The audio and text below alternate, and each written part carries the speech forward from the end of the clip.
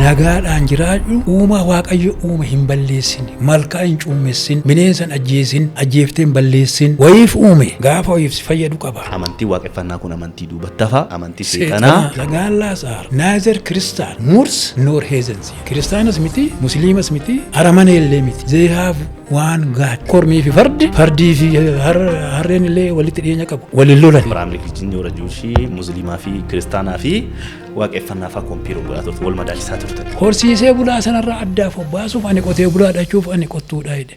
Ati Oromoo dhawetteen si lola. An Oromoo miti abboo baran qottuudhaa siin jedha. Nama qofaa keessatti miti bara bineensi safuu beekaa bara. Bineensi halkan ba'u guyyaa hin ba'u guyyaa boolla keessa oolee halkan ba'a. Yoo guyyaa ba'e maal ta'a safuu cabse. Amantii waaqeffannaa fi sirni gadaa walitti dhufeen inni qabu fakkeenyaaf abbaan gadaa jira abbaan duulaa jira. Ayyaan akka waan ergamaa waaqaati ispiriitiidha. Waaqni ispiriitiidha akka Oromooti. Waaqa gurraacha hoo jennu oloo ol ilaallee nullee gurraacha waan taaneef gurraachallee waan jaallannuuf waaqa gurraacha jenna malee ayyaantuun Oromoo qaalluun Oromoo ani waaqa ija kootiin argeera gurraacha an jedhe hin jiru. Fuudhaaf heeruma irratti Oromoon abbaa torba lakkaa isaasitti waliin fuudhu. Waldaan Maccaaf Tuulamaa maqatu Maccaaf Tuulamaa malee waldaa Oromooti. Sirbaanuun jedhanii hin sirbine aadaa keessan abaaraa jedhanii hin abaarree maqaa keessan jijjiiraa jedhanii hin jijjiirree maqaa lafa keessanii jijjiiraa jedhanii hin jijjiirree of arrabsaanuun jedhanii of arrabsine uummanni koo bareedee akka ba'uun barbaada. Uummata Misiriin immoo iyyoomsaa jedha bazbizuu jechuudha imbeezilizam jechaadha.